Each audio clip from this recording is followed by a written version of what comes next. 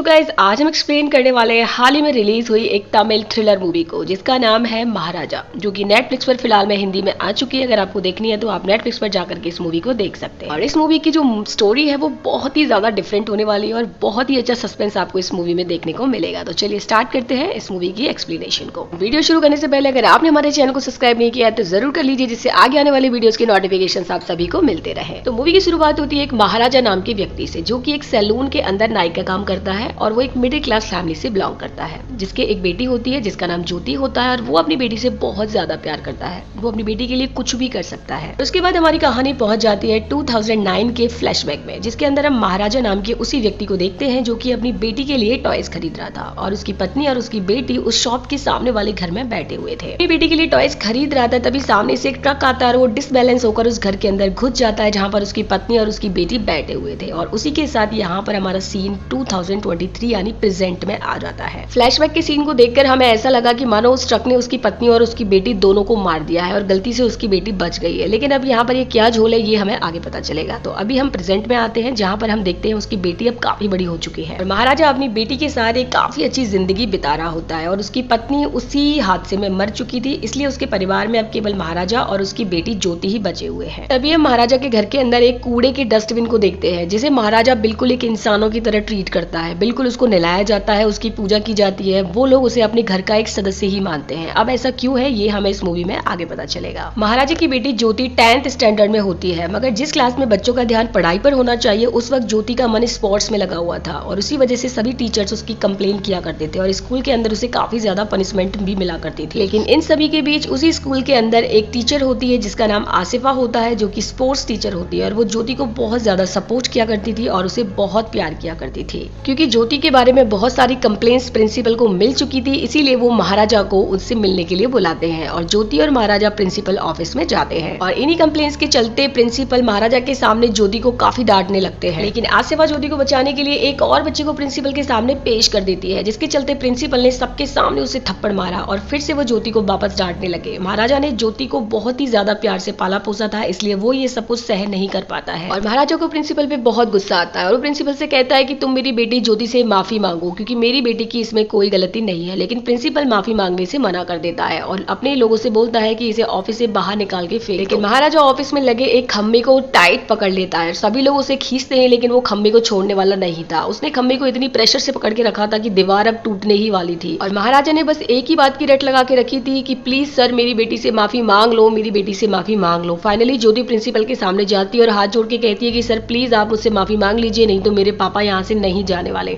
और मजबूर होकर प्रिंसिपल को ज्योति से माफी मांगनी पड़ती है और महाराजा ज्योति को लेकर के वहां से चला जाता है। ऐसे ही कुछ दिन बीत जाते हैं। एक दिन ज्योति महाराजा से बोलती है कि उसके स्कूल की तरफ से स्पोर्ट्स कंपटीशन होने वाले हैं, जिसके लिए उसे 7 से 8 दिन के लिए घर से बाहर जाना पड़ेगा। और होता भी बिल्कुल वैसा ही है। अगले दिन स्कूल बस से बाकी बच्चों के साथ ज्योति वहां से चले जाती है। उसके जाने के बाद महाराजा बिल्कुल अकेला हो जाता है। ज्योति के ना होने की वजह से उसका घर एकदम बिखर सा गया था और महाराजा एकदम पागलों के जैसा होने लगा था। एक दिन महाराजा सो रहा था तो उसके घर पर एक सांप आता है जो कि महाराजा के ऊपर से निकल जाता है, लेकिन महाराजा इतना खोया हुआ था कि उसे पता ही नहीं चलता। और उसके बाद हमारा सीन शिफ्ट हो जाता है। अगले सीन में हम एक अमीर व्यक्ति को देखते हैं जिसने अपनी कार को गैराज के अंदर ठीक करवाने के लिए दिया हुआ था। तभी उसको याद आता है कि उसकी कार के अंदर तो उसका चश्मा रह गया है और वो गैराज के अंदर पूछताछ करने के लिए आता है, लेकिन वहाँ पर किसी को भी उसके चश्मे के बारे में नहीं पता था। ये सारी बातें सुन करके उस आदमी को बहुत गुस्सा आता है और वो गैराज के मालिक को पीटने लगता है। तभी वहाँ पर धना नाम का एक व्यक्ति आता है जिसने उस आदमी की कार को उसके घर पर डिलीवर किया था। तभी गैराज का मालिक पूछता है कि तुमने तो वो चश्मा नहीं निकाल लिया था। इससे पहले कि धना कुछ बोल पाता वो अमीर व्यक्ति उसे भी पीटने लगता है और उससे कहता है कि शाम तक मेरा चश्मा वापस दे देना,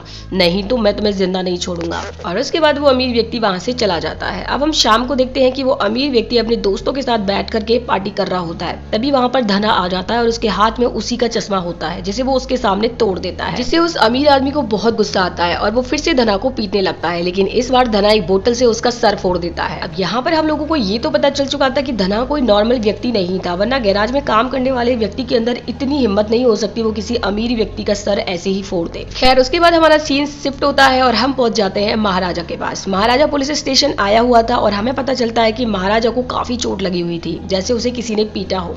तभी वहाँ का इंस्पेक्टर नल्ला शिवम उससे वहाँ पर आने का रीजन पूछता है, जिस पर महाराजा कहता है कि उसकी लक्ष्मी चोरी हो गई है। ये सारी बातें सुनने के बाद पुलिस वाला उसकी रिपोर्ट बनाने लगता है और उससे पूछता है कि लक्ष्मी उसकी कौन थी, जिस पर महाराजा बताता है कि वो असल में उसका डस्टबिन है। यह सुनकर नल्ला शिवम का तो दिमाग ही हिल जाता है और उसको बहुत गुस्सा आता है और वो उसका मजाक बनाने लगता है और उसे कहता है कि तुम यहाँ से चले जाओ। लेकिन महाराजा बिल्कुल सीरियस था और वो बोलता है कि जब तक उसे लक्ष्मी नहीं मिल जाती वो वहां से कहीं नहीं जाएगा। ये सारी बातें सुनने के बाद इंस्पेक्टर को बहुत गुस्सा आता है और वो महाराजा को पीटने लगता है और उसे जबरदस्ती स्टेशन से बाहर निकालने की कोशिश करता है। लेकिन महाराजा टस से मस नहीं होने वाला था और इसी बीच स्टेशन के अंदर काफी तोड़फोड़ भी हो जाती है। तभी वहां पर वरदराजन नाम के एक सीनियर इंस्पेक्टर की एंट्री होती है और इसी के अंडर में ये सारा स्टेशन होता है। और उसके बाद वरदराजन अपने स्टेशन की हालत देखकर महाराजा से बात करता है और उससे पूछता है कि आखिर बात क्या है, जिस पर महाराजा उसे बताता है कि जब वह काम से वापस घर आया तब 3 चोर पहले से उसके घर पर थे जिन्होंने उस पर हमला किया और लक्ष्मी को ले गए। अब वरदराजन भी महाराजा से पूछता है कि लक्ष्मी कौन है, जिस पर वो बताता है कि वो उसका डस्टबिन है जो कि उसके लिए बहुत ही ज्यादा कीमती है। ये सारी बातें सुनकर इंस्पेक्टर वरदराजन महाराजा के लिए कुछ पैसे देता है और कहता है कि तुम बाहर जाकर इससे नया डस्टबिन खरीद लो। लेकिन महाराजा कहता है कि मुझे अपना पुराना वाला ही डस्टबिन चाहिए। महाराजा की इस बात पर इंस्पेक्टर को बहुत गुस्सा आता है और वो जबरदस्ती महाराजा को स्टेशन से बाहर फिकवा देता है। लेकिन हम देखते हैं कि थोड़ी देर के बाद महाराजा फिर से स्टेशन में आ जाता है और फिर से वही बात की रट लगाए हुए था कि प्लीज सर मेरा डस्टबिन ढूंढ दीजिए। अब महाराजा की जिद को देख करके इंस्पेक्टर वरदराजन को लगता है कि ये आदमी उस पुराने डस्टबिन के पीछे क्यों पड़ा हुआ है। इंस्पेक्टर वरदराजन को लगता है कि उस डस्टबिन के अंदर कोई ना कोई कीमती सामान जरूर है, इसीलिए ये उस डस्टबिन के पीछे पड़ा हुआ है और इसीलिए वरदराजन उसके केस को फाइल कर लेता है। और उसके बाद वरदराजन अपनी टीम के साथ महाराजा के घर जाता है और इंक्वायरी करने लगता है। और उसके बाद हमारी कहानी पहुंच जाती है 2009 के फ्लैशबैक में, जहां पर हम सेल्वन नाम के एक चोर को देखते हैं जो कि अपने साथियों के साथ मिलकर के चोरी किया करता था और वो अक्सर उन्हीं घरों में चोरी किया करता था जहां पर कोई मर्द नहीं होता था और चोरी करने के बाद उस घर की औरतों के साथ वो लोग रेप किया करते थे। खैर हमें यहाँ पर पता चलता है कि सेल्वम एक शादीशुदा व्यक्ति है। उसके परिवार में उसकी बीबी और एक छोटी बच्ची है और वो अपनी बच्ची से बहुत ज्यादा प्यार करता है। और मैं आप सभी के लिए बता दूं कि ये वही टाइम है यानी 2009 का टाइम है जब महाराजा की बीबी और उसकी बेटी खत्म हो गए थे। खैर अब हमारी कहानी पहुंचती है सेल्वम पर। सेल्वम की बेटी का नाम मुंह होता है और उसकी पीठ पर काफी चोट लग गई थी जिसकी वजह से काफी गहरा घाव हो गया था। लोगों के लिए सेल्वम एक काफी अच्छा इंसान था। उसकी बीबी को उसके बारे में कुछ भी नहीं पता था क्योंकि दिन में वो वायरिंग का काम करता था और रात में चोरी का काम करता था। तभी सेल्वम के घर पर हम देखते हैं लक्ष्मी को यानी कि महाराजा के डस्टबिन को। तो यहाँ हमें पता चलता है कि 2009 में सेल्वन ने महाराजा के घर से डस्टबिन चुरा लिया था। अब दोस्तों यहाँ पर समझने वाली बात ये है कि महाराजा का डस्टबिन तो 2009 में चोरी हुआ था, तो महाराजा इतने सालों के बाद उसकी कंप्लेन क्यों कर रहा है, ये सारी बातें हमें कहानी में आगे पता चलेंगी। तो अब हमारी कहानी आ जाती है प्रेजेंट में। प्रेजेंट में हम देखते हैं कि सारे पुलिस वाले मिलकर लक्ष्मी को ढूंढ रहे थे यानी कि उस डस्टबिन को ढूंढ रहे थे, मगर अभी तक उसकी कोई भी खोज खबर नहीं थी। लेकिन महाराजा पुलिस स्टेशन में ही बस गया था, वहीं पर रहने लगा था और वहीं पर काम करने लगा था।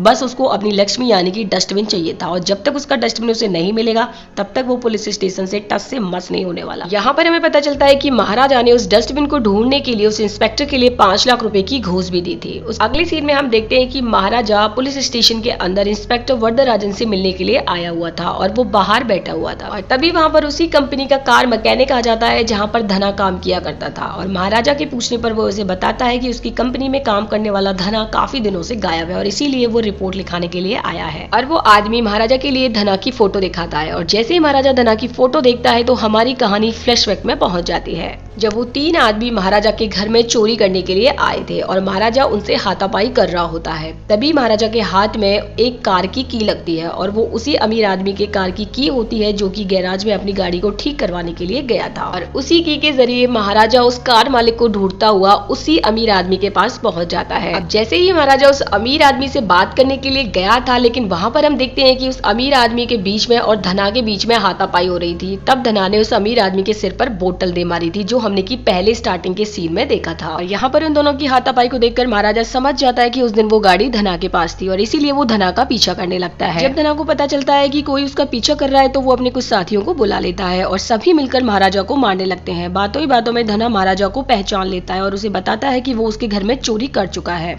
ये सुनते ही महाराजा उन सभी को बहुत बुरी तरीके से मारता है और महाराजा धना की बैक पर यानी कि पीठ पर कुछ ढूंढने लगता है। लेकिन उसके बाद धना उसे बताता है कि उस दिन उसके साथ एक पुलिस वाला भी था जो कि उस चोरी में शामिल था, इसलिए महाराजा कुछ नहीं कर पाएगा। जिस पर महाराजा को बहुत गुस्सा आता है और वो उसका गला काट देता है क्योंकि धना ने बोला था कि उस घर में चोरी के दौरान एक पुलिस वाला भी उन लोगों के साथ था, इसीलिए महाराजा पुलिस स्टेशन आया हुआ था और उसका असली मकसद तो उस पुलिस वाले को ढूंढना था। तो दोस्तों यहाँ पर एक बात तो क्लियर हो चुकी है कि महाराजा के घर पे 3 लोगों ने चोरी की थी, जिनमें से एक धना था जिसको महाराजा मार चुका है। अब बाकी के बच्चे 2 लोगों को महाराजा पूरी शिद्दत के साथ ढूंढ रहा था। और दूसरी साइड हम देखते हैं कि सारे पुलिस वाले मिलकर महाराजा के डस्टबिन को ढूंढने में लगे हुए थे, लेकिन उन लोगों को डस्टबिन कहीं पर भी नहीं मिल रहा था। इसलिए सारे पुलिस वाले मिलकर प्लान बनाते हैं कि वो एक दूसरा डस्टबिन बनाएंगे जो बिल्कुल हूबहू पुराने डस्टबिन जैसा दिखता है, और वो महाराजा को दे देंगे और उससे बोलेंगे कि ये उसी का डस्टबिन है, क्योंकि सारे पुलिस वाले महाराजा से तंग आ चुके थे और वो कैसे भी करके उससे अपना पीछे छुड़ाना चाहते थे। और उसके बाद हमारी कहानी शिफ्ट हो जाती है 2009 के फ्लैशबैक में, जहाँ पर हम फिर से सेल्वन नाम के उसी चोर को देखते हैं जो कि अपने साथी सबरी के साथ मिलकर के चोरियां किया करता था।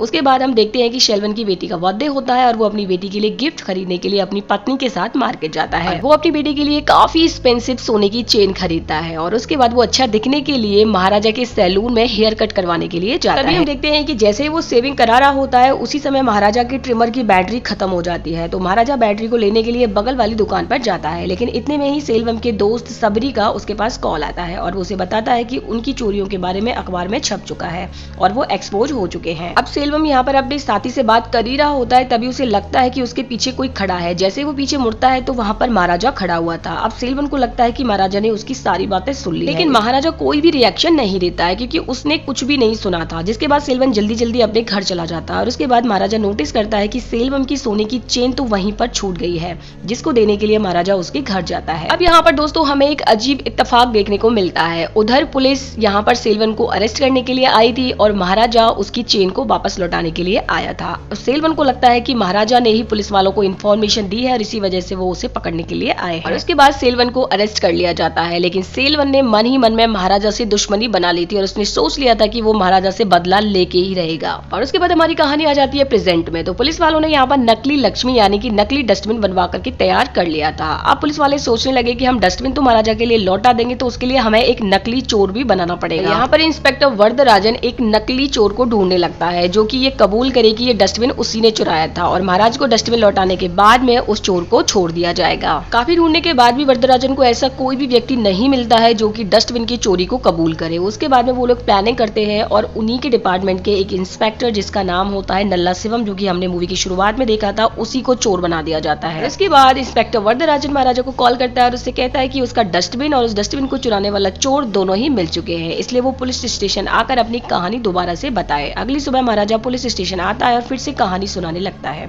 जहाँ पर कहानी का एक बहुत ही बड़ा राज हम लोगों के सामने आता है। और यहाँ पर महाराजा अपनी स्टोरी स्टार्ट करता है और वो बोलता है कि वो रात के 10 बजे अपने घर लौट कर आया था। असल में यहाँ पर महाराजा रात के 10 बजे लौट के नहीं आया था, बल्कि उसकी बेटी अपने स्पोर्ट्स कंपटीशन से 10 बजे रात को लौटकर अपने घर आ गई थी और उसके घर में पहले से ही 3 लोग मौजूद थे, यानी कि 3 चोर पहले से ही मौजूद थे। और यहाँ पर खुलता है एक बड़ा राज। उन 3 चोरों में पहला चोर था सेल्वन, जिसको कि 2009 में जो जेल गया था और जिसको लगता था कि वो महाराजा की वजह से जेल गया है और वो इतने सालों के बाद बदला लेने के लिए वापस से महाराजा के घर में चोरी करने आया था।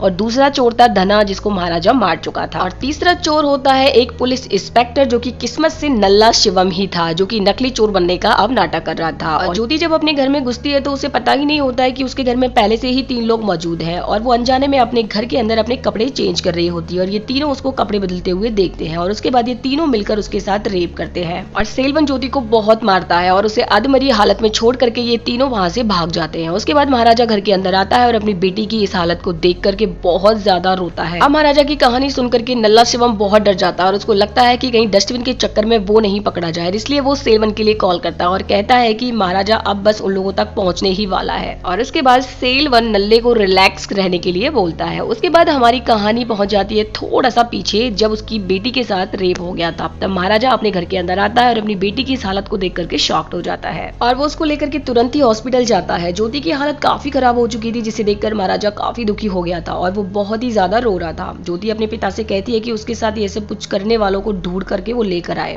और उसके बाद महाराजा इन तीनों चोरों को ढूंढने लगता है। यहाँ पर ज्योति महाराजा को ये भी बताती है कि उन 3 लोगों में से एक की पीठ पर एक काफी बड़ा चोट का निशान है। और उसके बाद हमारी कहानी आ जाती है प्रेजेंट में और यहाँ पर हमारा इंस्पेक्टर वरदराजन अपनी टीम को लेकर महाराजा के घर जाता है और उससे कहता है कि तुम्हारा डस्टबिन मिल चुका है और ये तुम्हारा डस्टबिन है और ये तुम्हारा चोर है। और इसी के बहाने महाराजा सारे पुलिस वालों को गले लगाता है और जैसे ही वो नल्ला शिवम को अपने गले लगाता है तो उसे उसकी बैक पर चोट का निशान मिल जाता है और महाराजा को समझ आ जाता है कि उस दिन ये भी उन चोरों में शामिल था और इसी ने उसकी बेटी के साथ रेप किया था। और उसके बाद इंस्पेक्टर वरदराजन महाराजा को बोलता है कि तुम इसको जिंदा मत छोड़ना। तो दोस्तों यहाँ पर आता है कहानी में एक और तगड़ा सस्पेंस। तो यहाँ पर हमें पता चलता है कि इंस्पेक्टर वरदराजन को इन सारी बात का पहले से ही पता था, क्योंकि जब महाराजा ने धना को मारा था तो इंस्पेक्टर धना की इंक्वायरी कर रहा होता है, तभी उसे सारी चीजों का पता चल जाता है और डॉक्टर से उसे ये भी पता चलता है कि महाराजा की बेटी के साथ किसी ने रेप किया है और इनडायरेक्टली इंस्पेक्टर महाराजा की मदद ही कर रहे थे। यहाँ पर हमारे इंस्पेक्टर वरदराजन लक्ष्मी को यानी उस डस्टबिन के डब्बे को ढूंढने का झूठा नाटक कर रहे थे ताकि नल्ला शिवम को उन पर शक ना हो। जिसके बाद वरदराजन महाराज को नल्ला शिवम को मारने के लिए कहता है और महाराजा के हाथ में एक वेपन देकर के वो सारे पुलिस वाले उसके घर से बाहर चले जाते हैं और पीछे महाराजा नल्ला शिवम को बहुत मारता है और उसका गला काट देता है, जिस पर नल्ला शिवम की वहीं पर मौत हो जाती है। नल्ला शिवम को मारते समय महाराजा को उससे ये भी पता चल जाता है कि उनके साथ जो तीसरा व्यक्ति था वो फिलहाल में कंस्ट्रक्शन बिल्डिंग में काम करता है और वो वहाँ पर छिपा हुआ है। और इसके बाद महाराजा उस तीसरे आदमी को मारने के लिए उस बिल्डिंग के अंदर आता है जहाँ पर वो सेल्वन को देखता है और देख करके एकदम शॉक्ड हो जाता है। इसी के साथ हमारी कहानी फिर से 2009 के फ्लैशबैक में पहुंच जाती है जब सेल्वन को पुलिस वाले पकड़कर ले गए थे। उसके बाद महाराजा अपनी पत्नी और अपनी बेटी के साथ सेल्वन के घर जाता है उसकी पत्नी को उसकी चेन लौटाने के लिए। लेकिन सेल्वन की पत्नी चेन लेने से मना कर देती है और बोलती है कि ये भी उसने कहीं ना कहीं से चुराई होगी। और उसके बाद हम देखते हैं कि महाराजा सेल्वन की बेटी के लिए एक टॉयज खरीदने के लिए सामने वाली दुकान पर जाता है और जैसे ही महाराजा उसके लिए टॉयज खरीद रहा होता है तभी वहाँ पर एक ट्रक आता है और डिसबैलेंस होकर सेल्वन के घर में घुस जाता है, जिसकी वजह से सेल्वन की पत्नी और महाराजा की पत्नी और महाराजा की बेटी तीनों की मौत हो जाती है। और क्योंकि सेल्वन ने पहले ही महाराजा के घर से उस डस्टबिन को चुरा लिया था तो वो डस्टबिन सेल्वन की बेटी के ऊपर उल्टा